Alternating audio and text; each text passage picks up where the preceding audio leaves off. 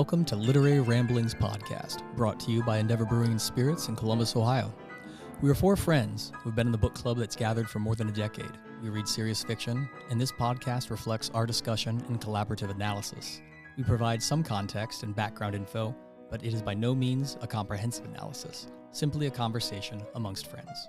There will be spoilers, so if you haven't read the novel and would prefer not to hear plot points, please pause this now, go read the book, and then press play.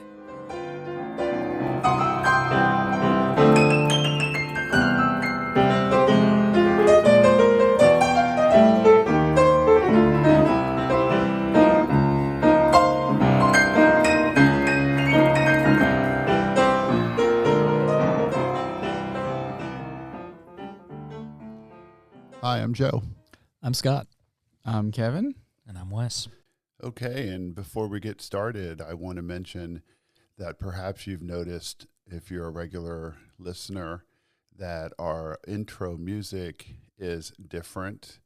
We had an opportunity to connect with a former student, at least a former student of mine and of Kevin's, named Sam Muccio, who was quite the piano player in high school and went on to spend a great portion of his young adulthood playing piano around New York City, Nashville, a little bit on some cruise ships, and still eking out a living playing the piano.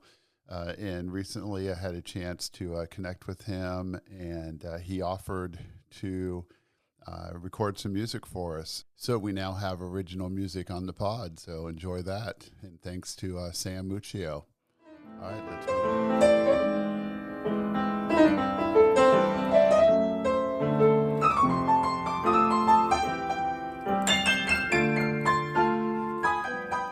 All right, as I said, this is not our traditional podcast. We are kind of in the middle of reading a book by Peter Matheson called Shadow Country, and we're going to record a pod on that probably in early January, and we'll put that out as soon as we get it recorded and edited and ready for release. Since it's a longer book, we decided that we would gather and just talk a little bit about why we read and why we choose to read what we read. So to get us started, I asked Scott to read a poem for us. So here's Scott. Yeah, this poem is entitled Happiness. John had great big waterproof boots on. John had a great big waterproof hat. John had a great big waterproof Macintosh. And that, said John, is that. All right, and that's a poem called Happiness. And it's by A.A. Milne, who you might know as the creator of Winnie the Pooh. And Happiness might not be considered one of the greatest or most critically acclaimed poems, but it does hold deep personal significance for one reader in particular, a reader named Vanessa Medham, who we'll get to in a minute. I discovered this poem, and I discovered information about Vanessa Medham in an anthology called America's Favorite Poems. And this is an anthology put together by former U.S. Poet Laureate Robert Pinsky, who I actually met at a Dodge Poetry Festival. And he was working with Maggie Dietz, and they set out to discover which poems actually matter to people. In order to do this, he invited Americans to send in postcards naming their favorite poem and briefly explaining why it was important to them. He placed these postcards all over the place. He put them in public libraries, bookstores, coffee houses, and other public spaces across the country. Somewhat surprisingly, Pinsky found that many people chose well-known and well-respected poems, not overly sentimental, cliched, or sing-songy ones. The anthology was published in 2000, and it gathers 200 of these poems along with personal reflections submitted by readers. Now, one of the readers was Vanessa Medham, so back to her. And she's a bookstore employee from Michigan. She submitted the poem Happiness, and this is what she wrote about it. When I was very young, my mother would read the poems of A.A. Milne to me. One poem became my favorite, and I made her read it to me again and again. I memorized it, and I was probably driving her nuts. So at one point, she handed me the book and told me to read it to myself. I don't remember how old I was, maybe 5, but I would hold the book up in front of me and pretend I was reading as I recited the poem over and over. One day, and I remember this clearly, I was sitting on my bed, quote, reading, and I realized the words I was saying were those on the page. From that moment, I started picking the words from my poem and finding them in other poems in the book, in other books, and anywhere there were printed words. I could read, and from that point on, I've never stopped. My mother died when I was 18, but the love of books I inherited from her is the greatest gift I ever received. It all started with a tiny little poem that I didn't even know the title of until I was nearly 30 years old. The poem is called Happiness, and the happiness it's brought me is immeasurable. All right, so Metam remembers the day she became literate, which to me is really cool because on this episode, as I said, of Literary Ramblings, rather than focus on one title, we're going to talk in general about not only why we read, but also about why we choose to read the specific books we read. My idea here is a sort of 2-part podcast. Part 1 focusing on the actual act of reading and what we know about it, including the notion that once we learn to read, we cannot stop ourselves from doing it. And Part 2 focusing on why the members of this group choose to read what is commonly called literary fiction over other types of fiction. I hope to transition into Part 2 by each of us sharing a bit about what started our individual journeys into literary fiction, and then discuss what it is about literary fiction that appeals to us, and maybe even try to tackle why those who shy away from literary fiction sometimes accuse us of being somewhat condescending or sanctimonious or elite. Oh, and of course, we'll toss in the ever popular quiz somewhere in there also.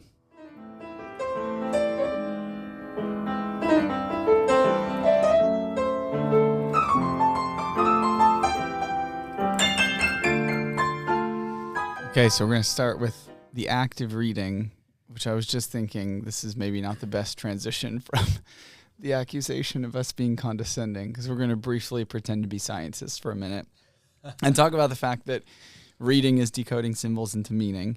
And so I think Joe referenced this already, but the idea that is that when you learn to read, you can't not read. That a literate person's eyes will see a word, and that before you decide whether you want to, quote, read it or not, you have done it. Your brain's decoded. It's already translated the symbol into sound. The sound has become meaningful, and you've kind of interpreted it as a thought or an emotion.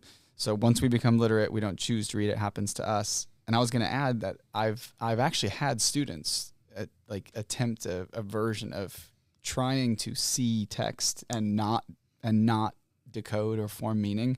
And of course it's impossible, and they can't do it. And they find it almost sort of frustrating that you cannot see text and not decode. You can't see text and not immediately form meaning.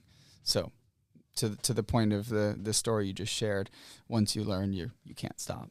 Yeah. And what you're talking about with your students, there's actually a name for that test, and psychologists figured that out decades ago. It's called the Stroop test. You would be shown a color, like the color red, but it might be printed in a different color. So maybe the word red is printed in bright blue ink. You're told to name the color of the letters and not the word. And pretty much everyone has trouble with this. You would just get it wrong unless you really stop to think about it. So reading is so automatic that it just jumps the line. Like you're saying, Kevin, and like you've said, Joe, your brain reads the word before the rest of you can get in the way. Yeah, so it's learning to read actually rewires the brain. There's a region in the visual cortex that essentially becomes a dedicated detector for letter patterns. And once you build that system, it's fast. Like a literate adult can process a word in just a few hundred milliseconds. By the time you've realized that your eyes have drifted toward a cereal box, you've already read it. The reading has already happened. You're just catching up. And that's why text feels harder to ignore than images. You can choose not to look closely at a picture, but you can't unread a word. You can't stop the meaning from arriving. The process is already underway by the time the awareness kicks in. And once those pathways are carved, they stay active. The reading becomes part of perception itself, and the moment our eye meets the text, the meaning begins involuntarily, whether we're ready for it or not. Yeah, and I just find this fascinating, and I'm wondering what we make of this reading thing. Because although it took time for, obviously, our distant ancestors to evolve into using written language, to me, it's really interesting to think that our brains seem to be predisposed to it. And that once we acquire literacy, it's almost like a switch in our brains that's just waiting to be activated. And once we switch that switch on, it's like locked on and you can't unlock it. And to me, that's just really fascinating. And it kind of touches on not having free will even in that particular capacity. Yeah. I think something that a lot of anthropologists look at too is how something key to humans, especially in our early evolution and to this day, is that pattern recognition is one of our strongest things. And so once we learn, and we're also sort of tribal, so we as a tribe, the speakers and readers of our particular language have established a certain code. And once we have learned that code, it is so ingrained in our ability to recognize that pattern, associate it with positive things, food, survival, shelter, warmth, as well as negative things, hunters, prey, danger, ouchies, then we can immediately respond to that thing so quickly without even thinking of it. Yeah, and so we could do warning signs. Mm-hmm. We could do initial symbols that might have been used before we actually had stories, right? We just had a symbol that would indicate this is a good thing or this is a dangerous thing. Correct. And since we are so visual by nature, that kind of is our dominant sense. And so something that's purely visual in nature allows us to identify that pattern super quickly. Yeah, and if you think about it, we can also do it silently. Mm-hmm. So maybe in those situations where it's dangerous to make noise, we could still see a symbol and understand it. So we could pass code, basically. Yeah. I feel like Joe might be baiting the monotheists to say something here, saying language is predisposed and it's hardwired in, and it seems like it was designed as part of the human, ethos until it was turned on. But I don't think you're actually... No, actually, I was thinking about, I've heard an argument for God in the belief in God based on like a butterfly or a hummingbird. I think it's the hummingbird. Because I guess physically, and I'm not up on this particularly, but I think a hummingbird shouldn't be able to fly. Its wings or something aren't, or physically it doesn't make sense that the hummingbird can fly in the way we understand physics. Right. I've heard this too. Yeah, that there's like something weird about the design, or it can fly backwards, and I don't know exactly, but it's some people have used these kinds of like oddities of nature as an evidence for a higher power. Yeah. And I'm not saying that hadn't occurred to me, because it had occurred to me when I think about reading. It's like somehow... Or language in general, the centrality of words and story. Because like it almost feels like our brains were meant to do this. Right. But it just took us a while to discover, this could be useful. But we already had the capacity. Yeah, and I wouldn't probably offer this up as like an airtight argument for the existence of God, but I do think I think it is curious that there seems obviously to be this mechanism in humans, specific to humans, where like word and language and story was always going to be central. And I think if you wanted to, you could probably see that as somehow connected to design and to God's like emphasis on story and like the centrality of word in Judeo-Christian history. I don't know. Yeah, I'm not an evolutionary biologist, but I'd be curious to hear how reading would evolve into something. I know Scott and I had just touched on a little bit, like, well, you could use it to be very useful, but it feels like our brains already had that capacity before we started tuning into it. Yeah, and I think we have to rewind a little bit too, because almost certainly, I don't think this would be a controversial statement, that language existed before written language in human evolution. Yeah, right. Yeah. Sure. And so Evolution. What is it specifically about textual language, those words? Because really we're talking about something that's different. We're not simply talking about language here. We're talking about the identification of specific symbols fitting a specific system that we have artificially designed to represent a language model. And that our brains are somehow uniquely able to decipher. And that's sort of what I was getting to earlier, where it's the pattern recognizability of humans that we have then created a system of patterns to represent something else. Yeah, they're metaphors. I mean, language is metaphor, and we can't help but immediately translate. And so my question to you is, because humans are naturally destined for storytelling, did God invent the story, or did the story invent the God? Yeah, that's someone says that. I don't know, but it's an interesting idea. It's kind of about the chicken and the egg thing, right? Not a new concept. I've never heard that phrase. Dang it. It's Scott Talmadge original. But, Scott, I think it's important that we remember during those early days when language was forming, the ancient Greeks, the story goes, would recite the Iliad and the Odyssey before they had the ability to write it down, right? So it was memorized and spoken orally. It was an oral tradition. All stories were. And then we developed the ability to write things down, to form symbols, and that created alphabets and words and language. So we did have this desire to tell stories. Absolutely. But it took a long time before, even once language was developed, that a wide group of people respected using language as a mechanism to tell stories. We told, factual things, or we told religious things, which at the time you could argue were viewed as factual things. So this was like necessary. You need to know about this. Yeah. But using words to tell a story that's made up, fiction, for example, in the Western world doesn't really happen until the times of like Shakespeare and Don Quixote, and Cervantes' Don Quixote. And so we're starting at a time when finally somebody's saying, well, we can use this language to do something other than just convey facts or convey spiritual truth. Right.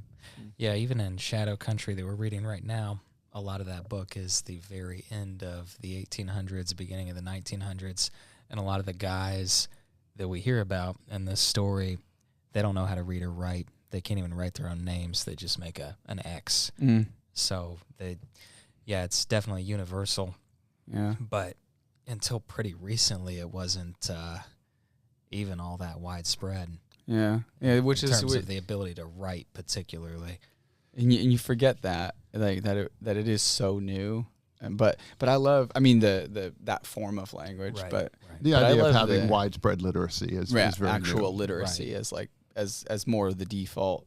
But yeah, Scott, I love that. I love the way you phrase that, because I think it's you could easily. We don't need to divert into like a theological, but you could certainly see like a version of events that makes a really solid argument for either side, right? That like, well, how would we know without like God putting stories in us? But how would we have God without being the storytellers, right? You could, And going down the path that I was sort of portraying there, and again, this is maybe a 10% idea that's just sort of rounding out in my head, so I'm not going to die on this hill by any stretch of the imagination.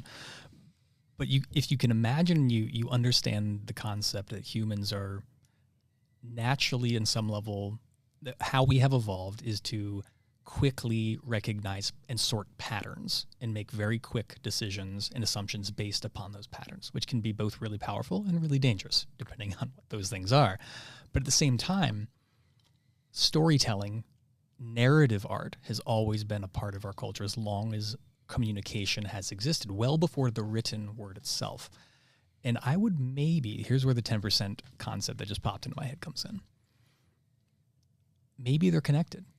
Maybe when humans saw patterns that they could not interpret readily, then they created stories to identify those patterns. So early fables, early mythology, the stars were created by this event happening. The tides happen from this. The moon and the sun sink into the ocean because of this, and this. So there are things in the natural world that do not fit a ready-made pattern. So they have to invent the narrative in the terms they understand to give it a pattern. Mm-hmm. Yeah, And that's where see. narrative art is formed. Right. The story helps explain the world we're living in. Right. Which is funny because then you see the duality of the whole thing where, but the phenomena are real, right? Mm-hmm. And so then I think it's a really interesting idea. The phenomena themselves are real, and so there still remains the question of like, well, where even do those phenomena come from, and the desire to name it, explain it, understand it, proclaim a source or whatever. And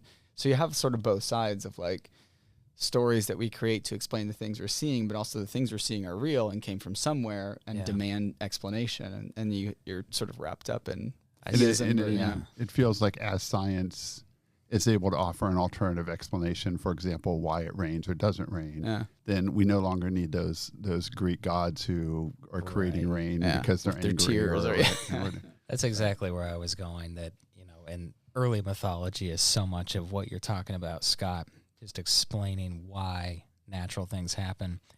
I also, not to divert us too much, but I want to ask, I don't contest for a second that people have the tendency to be storytellers, but I am curious, how do we see ourselves doing that?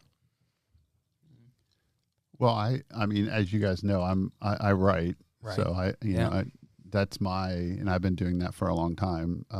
Not as commonly as maybe I'd like to, or not as often as I'd like to, but that's been my ability that's been my interest. But I'm also not sure that we all are storytellers as much as we are people who appreciate good stories. Yeah, we might be story consumers. Yeah. More maybe, so. Maybe that almost all humans have a tendency to be drawn to a compelling story, but not necessarily be the creators of the story. Yeah. Yeah, well, and I think that there's so many. I don't think it's either bucket A or bucket B. Every human has some capacity to tell stories in their own way, in their own language, in their own medium, and everyone consumes some sort of story or art. I would take the scope back even farther to that. But then there's a difference between purely consuming something and also interacting with it. I think sort of what we're getting into is that sort of concept, that something like literary fiction, you need to actually interact with it. Mm. Like many kinds of art, it requires an investment of time and attention. And energy. That's a really good distinction. We'll get into that definitely as we talk about the difference between kind of passively consuming and actively interacting with the art. So before we go any further, I guess I wanted to open with this idea of literacy in general, because it is, to me, now, since it's been on my mind the last couple of weeks, when I sit down to read Shadow Country and I'm reading it, every once in a while, I just pause for a second and remind myself how super amazing and interesting and cool it is. And I'm sitting here looking at this page, and all these marks and symbols on the page just fluently turn into words for me. And the words turn into the whole meaning, world. right? And it is. The act of reading itself, whether you're reading the greatest literature of all time or whether you're reading a kid's book, the act of reading is something any literate person shares, and it's kind of magical. I hate to sound corny, but it's kind of magical to me that we can do it. No, I agree. I was thinking about that, even thinking about tonight.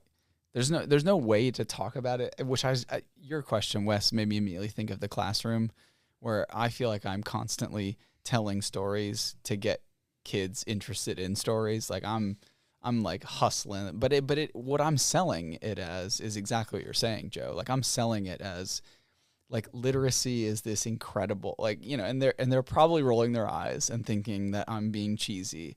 But I agree with you. It's crazy. It's crazy to think that like we can make meaning out of that humanity has come far enough to have that, and that it's just something that I try to sell as really magical to students, and maybe some of them are like, yeah. Most of them are like, no. And it may be part of what Scott's saying, and I think what you're saying too, Kevin, is that by reading these things, we invest them with meaning that maybe wasn't intended by the author, but we are, in a sense, we're taking part in the creative process simply by reading in a way that I think is quote unquote serious or intentional. It's almost like Ferdinand Saussure's argument about the sign and the signifier, and that there's no inherent meaning until you apply it, right? Yeah, and of course, not to get too far down this rabbit hole, but you reminded me of the idea that reading causes us to do the work in our brain that a visual art form is not requiring the same thing. It's still, I'm not minimizing the film or visual story, but it's a different experience because you have the actors in front of you. You have human beings in front of you who are becoming characters and acting those characters out. And that's a different art form.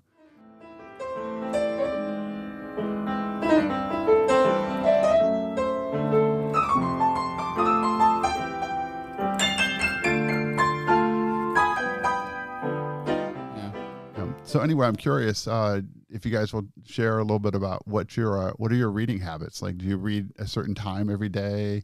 Do you challenge yourself to read so many pages a day? Do you just read when you feel like it? Like, what do you do on a daily basis when it comes to reading? Who wants to go first? I can go. All right. Because I know that my answer is very different than Wes's, who's a more regimented person. But I think I really only have like two like consistent characteristics in my reading life. One is that I pretty much constantly am reading 3 books at a time, a nonfiction, a fiction, and then something in the realm of like theology, philosophy, spirituality. So they're different enough that I can bounce between. I mean, students are probably peers too. I'm sure you talk to people who are like, well, how do you do that? And it's like, well, they're very different books. So you're not going to get confused flipping from like, yeah, you're not reading 3 novels. Yes, it's kind of like people have different shows they're watching at the same time, and you're never. Yeah, I'm like you could do it. You just are. So that's 3 books at a time, kind of in rotation. And then I realized when you asked this question, I do not have like a daily reading habit. It's like an ebb and flow for me.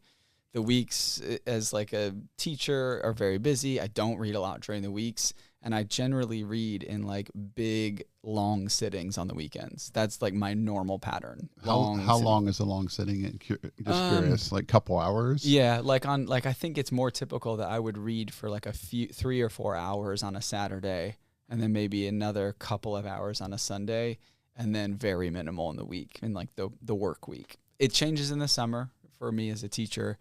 But I do not have the rhythm that I know some people have of like, I read for 20 minutes every night before I go to bed. That's so when you're reading these 3 books on a Saturday morning and you're going to take 4 hours, are you going to read like an hour in each book, or do you just read one book till you're ready to, that's a good place to stop. I'm just going to move on to the other book. More the second. Yeah. Mm-hmm. It's usually, but I usually will, like on a Saturday morning, I will read some of all 3. Almost every Saturday of my life will be some of all 3. Yeah. Depending, I mean, right now we're reading Shadow Country, which is 900 pages, so that's getting more time right now. Mm-hmm. But those are the only things that are consistent for me, is like big sittings on the weekends and three books in rotation. Those are like my kind of patterns, my reading habits. Well, I'll go ahead and go next, and I'll give a very different response from Kevin's. I also tend to read about 3 books at a time. If I get into more than that, I find that I struggle to finish any of them, and I get frustrated. So 3 is the right number for me. I tend to read a lot of days. I'll read during my lunch hour, and I read almost every night. So I probably would say I'm getting 2 hours a day most days. Wow. In reading. Now, I'm not a very fast reader. I'm not a very fast reader, and I don't have a desire to be, because I'm reading to enjoy it. So to try to speed up the process just so I can log more books or read more words per minute feels very pointless to me. I'm not interested in it. I also read more on the weekends. I'll probably get on a Saturday, a standard Saturday, I'd probably read about 3 hours. I like to get up early before my kid wakes up, because once he's awake, I'm not doing that much reading. And then I'll get a little bit more in the evening, and I do the same thing on Sunday. So I'm putting a lot of hours in every week. But I'm just not that quick of a reader, and I also tend to read things that are long, so my book volume is not that high. Yeah. Wes is the anomaly. spends more hours reading than anyone in the world, but at the end of the year has read like 12 4,000-page books. Yeah. Yeah, I think I would have to sort of separate three things. You know, what I used to do, what I'm currently doing, what I hope to be doing in the near future as well. My current situation, I have 2 young kids and opening up a second business location while doing an entire house remodel construction. So you got tons of free time. Tons of free time. And also when I have free Yeah. time, I tend to be exhausted. So right now it's kind of a struggle for me to find time to read, but I've always, to be fair, with most things in life, reading included, I work really well in concentrated bursts. So kind of like Kevin, I prefer longer reading sessions. So I really like being in a book club like this because one other thing that humans are really good at is procrastination and figuring out how much work needs to be done to complete a task and leaving it till the last minute. So I'm often very guilty of that. Like I will wrap up the book for our book club the night before or sometimes the morning of. I know Kevin's with me. Absolutely. On That's that me one, most of the too. time. Kevin's more like the afternoon of. Yeah. I'm usually finishing the book an hour, maybe 10 minutes before I leave my house to pick up Wes. Yeah. Totally. And I don't read a ton of nonfiction. Sometimes a topic comes across my plate that I'm interested in, wanting to kind of do a deep dive into. So I'm pretty much in the literary fiction world, you know, and I'm looking forward to having a little more calm and a little more space and time to read more regularly. Mm. Yeah. Well, I'm the oldest member of the group, and I'm recently retired. So my reading has changed a lot over my lifetime. When I was younger, I would do what you guys are doing, read in spurts. It would be when I felt like it. You know, I've a Saturday and I really feel like reading. And every once in a while, I can remember even reading a book cover to cover, which, you know, like I read Frankenstein cover to cover, and I read Great Gatsby, like on the second or third reading cover to cover. And that's really a cool experience for me to read like a really nice work of literature in one sitting. But I normally don't do that, obviously. And then as I got older and married and had kids, I was really stuck on this idea that if you're a reader, you make time to read. Because I met a lot of people who'd say, "Oh, I'd love to read. I just don't have enough time. Wish I had more time." Yeah. And I'm like, "Yeah, but you have time to watch the Ohio State football game because that's a priority." Kind of what I just said, right? Yeah. Well, no, but you calling do. me out, Yeah, Jeff? but you do. But you're making time. But to you read. are making time. You're talking about a category of people that are who don't really read at all, but claim that they want to. But yet they do have time to do the things that they do care about. Like, for example, if it's a college football game, like I mentioned, or something like that, that's important to them. So I'm like, what's a priority? If it's a priority, then you make time for it. And so I would do that. And then I got in this kick, kind of like Kevin, where I was reading a couple things at a time, a novel, a nonfiction work, and then either a collection of short stories or poetry. I'd read like 3 poems out of an anthology or something. And I was doing that pretty consistently for a number of years. And with the novel, then I got on this kick where I was going to read 50 pages a day.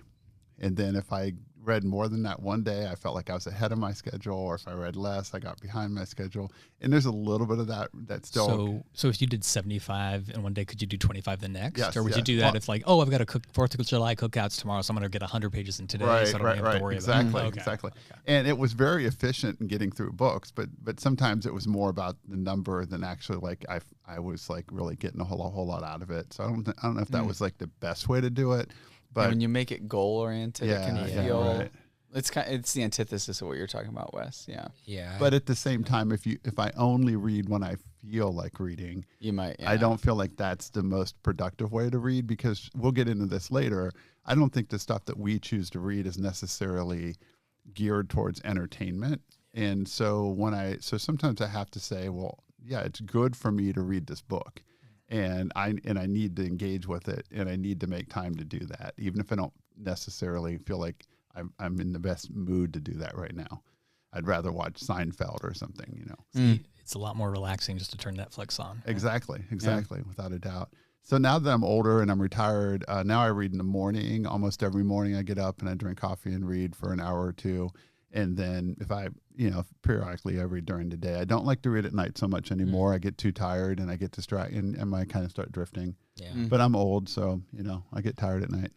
Are you guys public readers? Like, I am not. I've never been able to read in an airport, in a coffee shop, on a beach. There's too much going on around. Oh, I love it. Yeah, I loved can't. reading. I Coffee really, shop reading was my thing for a long time. Yeah. I'm with you, Scott. Yeah. I have tried before. Yeah, me but too.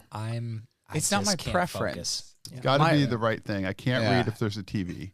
So the thing I hate Yeah. about public spaces nowadays, waiting rooms, airports, there's TVs everywhere. Yeah, and yeah. I can't tune out the TV. Well, and for me, what I've realized, if I'm reading or writing, like, I'm distracted by language.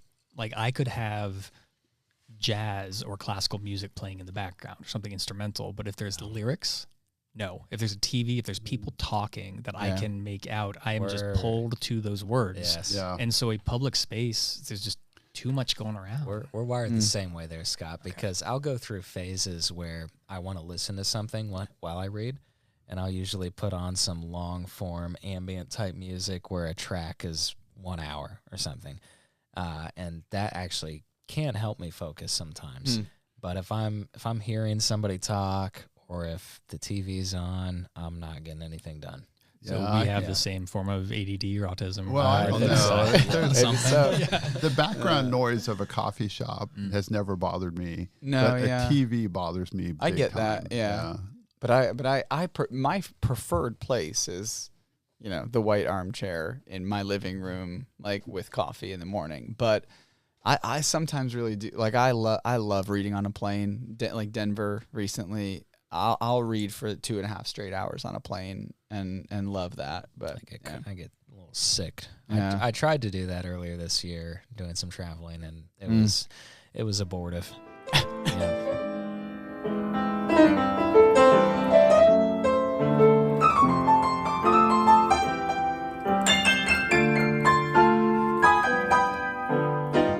Time for the quiz.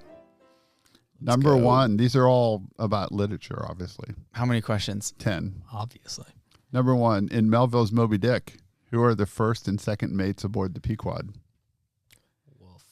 Is Queequeg one or no? No, Queequeg's not one of the mates. And one Is of them, Ishmael one? no. No. And one of No. them is a well-known business.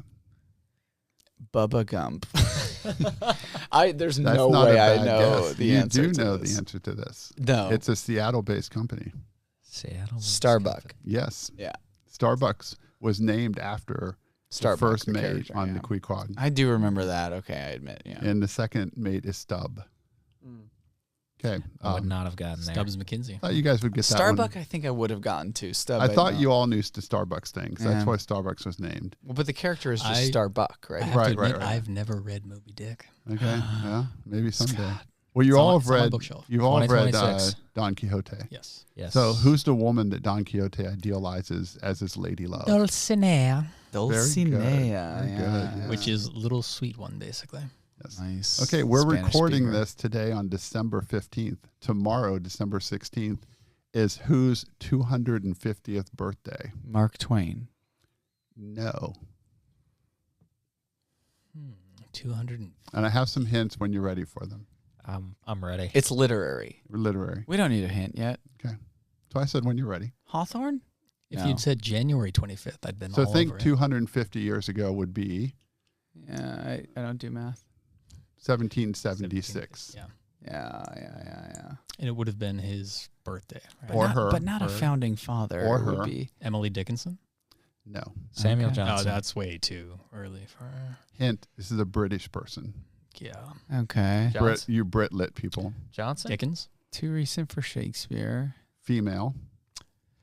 Okay. Oh, It's one of the Brontes. Good guess. Getting closer. I'm going to say Mary Shelley. Wrote Mansfield Park. Oh, Jane Austen. Jane Austen. Yes. There we it's go. Jane Austen's 250th birthday. And interesting because Jane Austen's one of those people who, even those who don't always read serious fiction or literary fiction, often really love Jane Austen novels. I'm going to mention her later. Yeah. All right. In the Odyssey, who's the faithful wife of Odysseus waiting for his return? I know this one. Penelope? Penelope, yes. Yeah. Very good. Do you know the dog? Who's the faithful dog? I did know this at one dog? time. The dog So who's on the dog. this is pot, one of yeah. my favorite things Love is that when dog. Odysseus is pretending to be a crazy person. Yeah. There's a puppy, right? Argos. Argos. But when Odysseus, 20 years later, returns home, disguised by the grace of Pallas Athena as an old man, no single person recognizes him. Except The only dog. being that recognizes him is Argos the dog, That's who right. immediately recognizes him and then dies. Yeah, is an age that is unbearable for a dog. Yeah, that's right. That's good. Yeah. Not even All Telemachus. Yeah. Yeah, right. All right, in Orwell's 1984, what is the famous metaphor used to describe the picture of the future? It's been a minute. Future. Interesting. Not the, He says, if you were to imagine the future, imagine this. yeah. It's been a long time Yeah. since I read 1984. I actually reread it within the last 10 years, but I don't know this Something you one. might wear in the snow. Something you might wear in the snow? Mm-hmm. Galoshes. Okay, and more common word for that. Snow boots. Okay, boots. So that's part of it. Why don't I know this? Boots marching. A boot stomping on the human face forever. Ah, yes. The last time I read 1984 was walking around the Isle of Jura, which is where Orwell wrote 1984. That would have been the year 2000. So there you go. Dang, that's a spiritual experience. Right? All right. Which Charles Dickens novel centers on the long-running court case of Jarndyce and Jarndyce? Bleak House. Bleak House, Yeah. yes, one of Yeah. my favorites. Bleak House. That was a good on a college syllabus in It's a my long one. we It's a had long 2 one. weeks. 2 weeks to Yeah. read Bleak House. That Yeah, I was had a crazy. Russian literature teacher who gave us 2 weeks to read Anna Karenina. Yeah. It took That's me insane. at least a month to read Bleak House. Oh, that was tough. And I think I was the only person in the class who actually read the Anna Karenina. And I was reading it for a second time at that point. I might have been the only person. I remember too. I think Hannah and I had just started dating, and I was very unavailable for those 2 weeks. Like, and I listen, was- Hannah, I gotta read Bleak I was House. like, I gotta read Sorry. Bleak House. Which 20th century author wrote Their Eyes Were Watching God? Zora Neale Hurston. Yeah, very good. Before Raymond Carver developed his minimalistic style, short story writers were often asked if their work resembled the style of one of these two well-known authors. Who are these two authors? Hemingway. Yes. Sherwood Anderson. Kafka. That's a good guess, but no. Kafka. No. Should be. I can give you a clue also. Not American. I'll give you a more Oh, specific. Chekhov. Yes. Chekhov. Chekhov. Sorry, that's who I actually meant to say, not Everybody, Kafka. it was common to ask, is your short story in the style of Hemingway or the style of Chekhov? Interesting. I was Yeah, gonna go okay. Borges. Okay. Ah, Yeah. right, yeah. Yeah. In Albert Camus' The Stranger, what event at the beginning of the novel sets the main character on a path toward his eventual trial? It's a murder, right? He does murder somebody in the middle of the novel. That's why he's actually on trial. But what causes him to be suspicious? I'm And it happens like the foggy very on this. first line of the novel. It's a very famous first line. Let's not call me Ishmael. He hasn't become awakened from unpleasant dreams. Yeah. Maman, it's not Maman Gregor. died today. Right. So he goes to his mother's funeral and he doesn't cry. Oh, and that's the And so the catalyst. later on in court, they bring this up that he's such a cold-hearted person that he didn't cry at his mother's funeral. I have read Camus, but I never read The Stranger. That was a great Never read novel. it. Okay, finally, last question. In Les Mis by Victor Hugo, who is the young woman that Jean Valjean vows to protect? Cosette. Cosette. Cosette. Very Yeah. good. All So right. Hugh Jackman agreed to protect. Who was it again? Anne Hathaway. Yeah, that's right. Or no, was she? Or No, I maybe think not. that's right. It is right. Yeah. Or was she the other? I think forget. she's Cosette. Yeah. Yeah.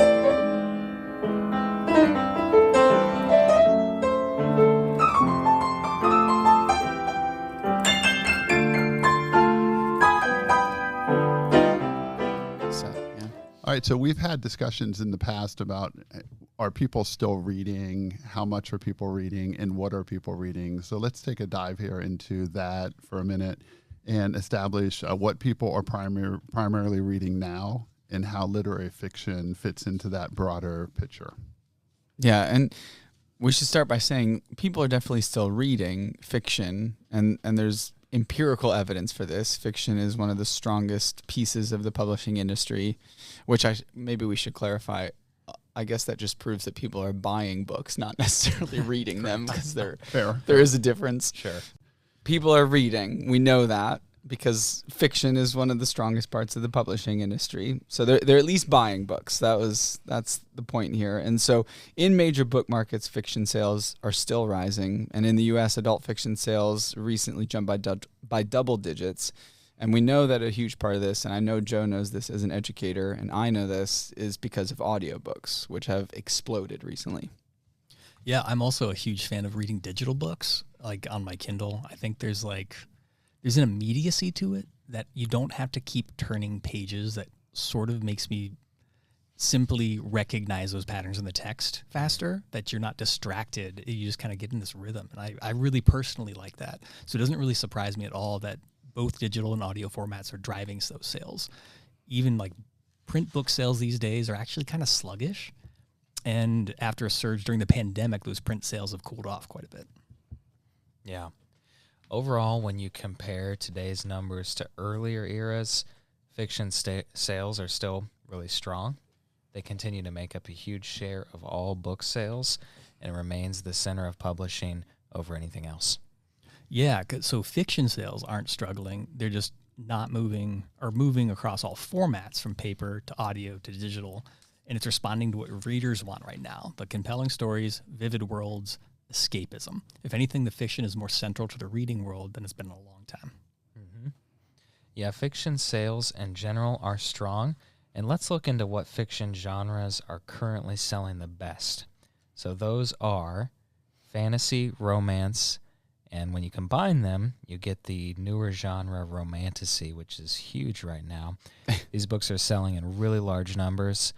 Escapist fiction is far and away the best-selling fiction today. Yeah, so that's the driver of this kind of shift. Genre fiction is the driver in publishing right now. Romance, fantasy, romantasy, they're everywhere. I think Joe's going to talk about this later. I mean, it's its own section in most major bookstores now.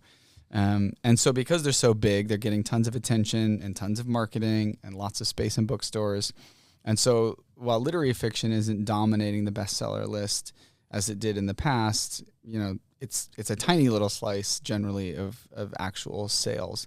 And I think we probably all know that this is anecdotally true. I mean, these are the books that my students are reading, also the books that my peers are reading. They're also even the books that my parents are reading, this kind of genre fiction. Yeah.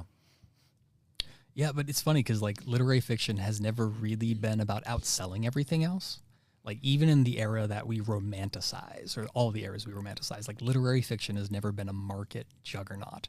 What it's always had instead, it's cultural impact. It shapes the conversation. It influences other writers. It matters, just not in contemporary sales. Definitely. Yeah, it continues to hold its space. It's not always loud. It's not always obvious, but literary fiction is steady. These are the books that are always going to win the major prizes. They're the books that critics know, write about, and rally around, and they stay in print for a long time. A lot of these books that are topping the bestsellers lists right now they're gonna burn out. They're not gonna be in print in 50 years, more than likely. They may not be in print in 30 years. The books that last are overwhelmingly literary. Yeah, so what we're saying is that what has changed is the ecosystem around literary fiction. Print sales overall are wobbling a bit, and when the print market softens, literary fiction feels it more sharply. Readers of literary fiction are devoted, but they're not always buying in huge volumes. Meanwhile, audio is booming, which helps some literary titles, but doesn't always give them the same lift it gives plot-driven genre work. Literary fiction is more of a long game genre. It may not be the thing that goes viral in week one, but it's the thing that builds momentum slowly, quietly through word of mouth, book clubs, and critical praise. Yeah, let's take a minute here to dive into and talk about a genre that I mentioned earlier, which is really, really hot right now, romantasy, which again, as the name suggests, it's a mashup of romance and fantasy.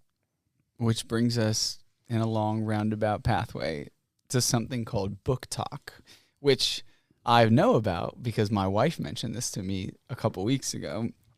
I literally did not know of its existence before then. Is she on Book Talk? She has caught a few book talks via Instagram Reels. Okay. We're speaking a different language right now. Yeah. But Book Talk is the TikTok reading community, and they are, I mean, I'm sure anyone listening probably knows this. They're exactly what it sounds like. Short, kind of self-created video reviews, and they'll have silly, catchy titles like Books That Made Me Scream, or Books That Destroyed Me, or Books with Morally Gray Men Who Would Burn the World for You. And the general idea is that they're short videos uploaded to Book Talk that give kind of like a brief hot take on the text. And they have actually revitalized backlists and catapulted authors and reshaped bookstore merchandising. One person says all that they feel on camera about some fictional couple, and then suddenly a book that was published 8, 10, 20, 30 years ago is like selling out again. And there are examples of this. One of the most famous ones, I don't know if you guys know this book. Students are devouring this book right now. Song of Achilles. You know this book? Oh, yeah. So What's she's written a couple of Madeline something? Yes, I forget the last name, but the book is not new, relatively speaking. It's 15 years old, I think. The title suggests Greek mythology. It is. Okay. It's a retelling of Achilles. It's sort of like an LGBTQ. She made one on Kirke or Circe as well. Yes. Believe, right? Yeah. Same writer. Yeah. Mm-hmm. Yeah. And so that book was published in 2011, and no one cared about it until Book Talk blew it up. And then in 2020, people were going mad about it. And then another one that I know Joe's going to talk about later, or someone's going to talk about later, is The Court of Thorns and Roses, that whole series, which again was not that new, except that it exploded because of TikTok. But as a counterexample, Pride and Prejudice is another example of this, which sort of lay somewhat dormant, except in academic spaces. But Jane Austen, who we mentioned, kind of crosses that line into really popular fiction. Right. Mainstream, but very literary. And she has been, like, sales of her books have exploded in the last 5 years because of, quote, Book Talk. So then if romantasy is largely influenced by the Book Talk world, so I think we can probably assume then that genre is mostly people tuned in to social media? In fact, the typical romantasy reader is a highly engaged female in her older teens to her 30s. And as Scott suspects, many of these readers discover books through Book Talk, Instagram Reels, and other algorithm-driven spaces. These readers are digitally fluent and enthusiastic about immersive, emotionally charged stories. They gravitate toward character-driven narratives, fast pacing, and books in a series. And a lot of times I've seen these series get pretty long, so there is a lot of space to really immerse yourself in the story. They're people who often read 50 or more books a year and commonly participate in fandom. They're online. They're talking about these books. They're speculating about characters. It sounds like we're dogging on them, but I mean, 50 books a year is a book a week. Yeah, that's a lot of books. And that's impressive. Yeah, that's a lot of reading. Quick side: has anyone started watching the Apple series Pluribus? No, but I want to. I'm excited. Yeah, so it's what's the actress's Rhea? It's Kim from Better Call Saul. She's fantastic. Mm-hmm. Yeah, she is. She's really good. It's this really interesting sci-fi premise, but she is a writer of exactly this kind of fiction. Okay. And there's some interesting commentary on it sort of early on in the show. Yeah, well, I mean, to be completely honest, when I was researching for this podcast, I had never heard of this genre, I can't even say it right now. Romantasy, yeah. And I talked to my son and his girlfriend, and they were like, "Oh yeah, it's the only thing my friends read." Yeah, and it's fairy porn. And so my son and I were in a bookstore by our home, an independently owned bookstore, and he said, "Come over here," and there was an entire room. Yeah. And on the right-hand side of the room was all fantasy. The left-hand side of the room was all romance. And the middle was all romantasy. And he said, there they all are. And there's the books that your daughter Emma has read. And here's the books that my friends read that are mostly fantasy. but some of my other friends read these romantasy books. So they're all over the place. And back to that idea of we're decoding symbols on a page. There's still that cool idea of reading, but it's not. It surprised me the volume, how many of these books there are in the books themselves. Yeah, so kind of at its core, romantasy is like a hybrid genre where it's marrying central, emotionally driven love stories with fantastical world building, right? And everyone likes to use that term, world building. And it's not simply fantasy with a dash of love, and it's not romance that happens to take place in a vaguely magical kingdom. For a book to earn the romantasy label, the romance has to be essential, woven into the stakes of the magical world. There's prophecies, there's curses, there's brooding, morally gray heroes, there's enemies to lovers arcs that simmer for hundreds of pages before anything actually happens. Dragons. And because these books juggle the emotional beats of romance and the architectural demands of a fantasy world, they tend to be long. A typical adult romantasy ranges from like 110 to 180,000 words, which translates to like 400 to 700 pages. The young adult romantasy is a bit shorter, say 300-500 pages.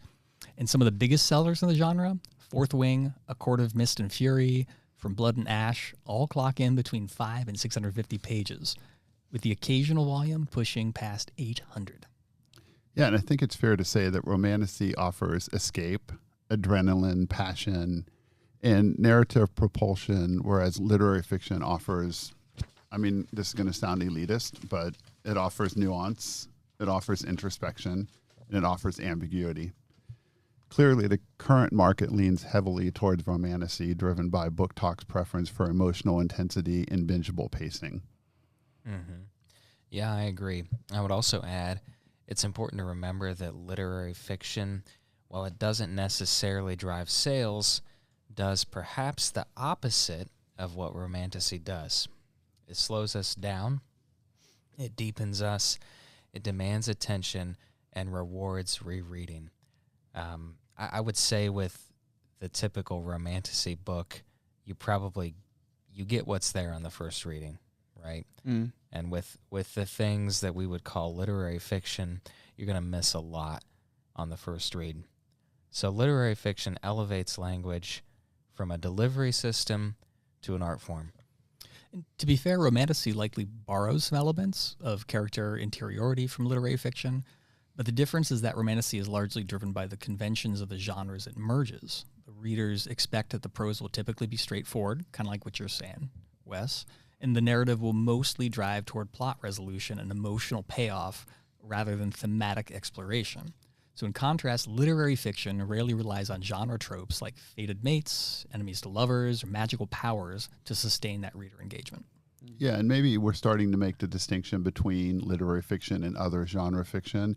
And before we do that and try to deepen our understanding of what exactly literary fiction is and why the four of us tend to gravitate towards it, I was really curious to hear what started each of our journeys into literary fiction.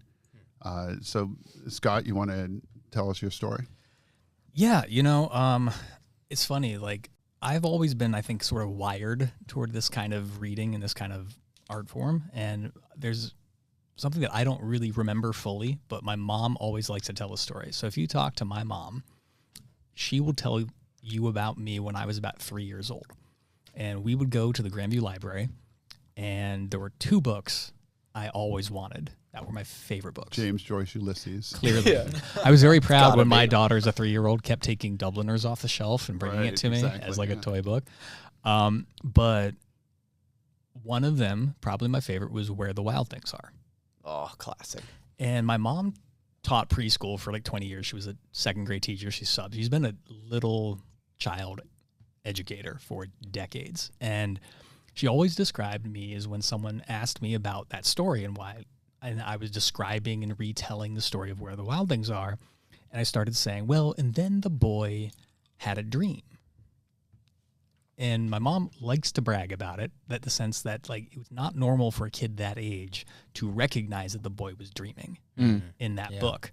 And so maybe that's the beginning of me looking at something and looking for meaning and searching for that. And I think that kind of always grew for me, just through school, through great English teachers, growing up, into college, I studied it. Yeah.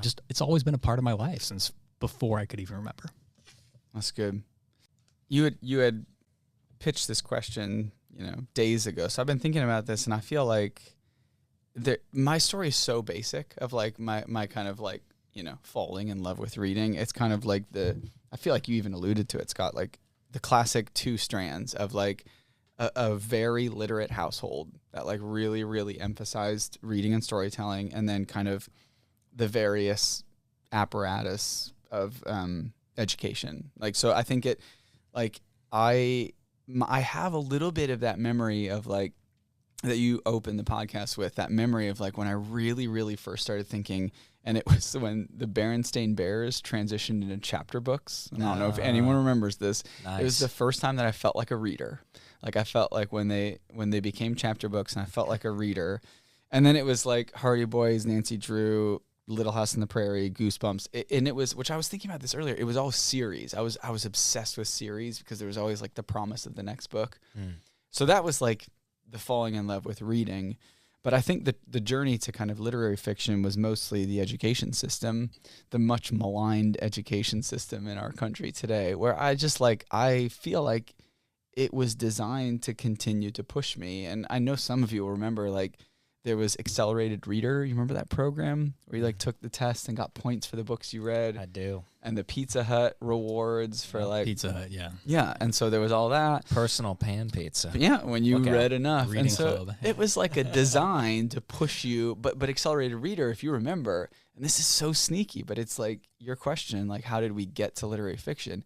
Accelerated Reader rewarded reading harder books, like more challenging, more quote literary. That's not how they described it, but more literary books. Yeah. So I think that was like junior high. That was the beginning of me thinking, well, these harder books are worth more points. You get a bigger pizza or something. Yeah, but they were literally worth more points. And I think there was a thing in my brain that was like, oh, wait a minute. So that means they're quote more valuable. And then I went to high school, had two particularly phenomenal educators in high school.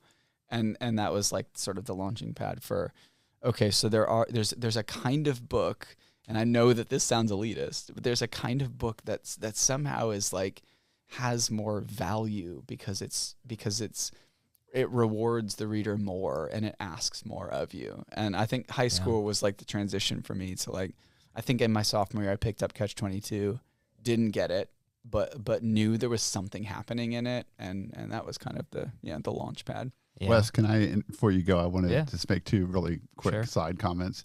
The reading clubs and the library challenges and everything. I read somewhere, and I thought this was a really cool insight, that we have it all backwards. You should get an ice cream cone and tell the kid, if you eat the whole ice cream cone, you get to read a book. Like the reading should be the reward, not rather the work, than the incentive, not the incentive. And I always thought that was kind of a cool little insight. I don't think it would work, but it's an interesting insight. Well, I like it ideologically, but practically, pragmatically, the actual system did work, bring me to the more challenging text. And the other thing I just wanted to add real quick, and I don't think we need to go into this at all, but public education has gradually, especially high school English classrooms, has gradually moved away from all class text and moved into a lot of individual choice.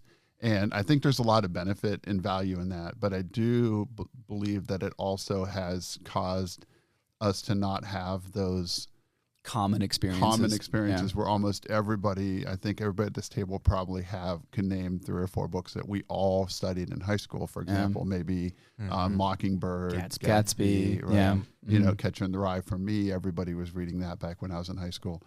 We all studied, and you had those common experiences, and they became kind of the books of your generation that everybody had studied.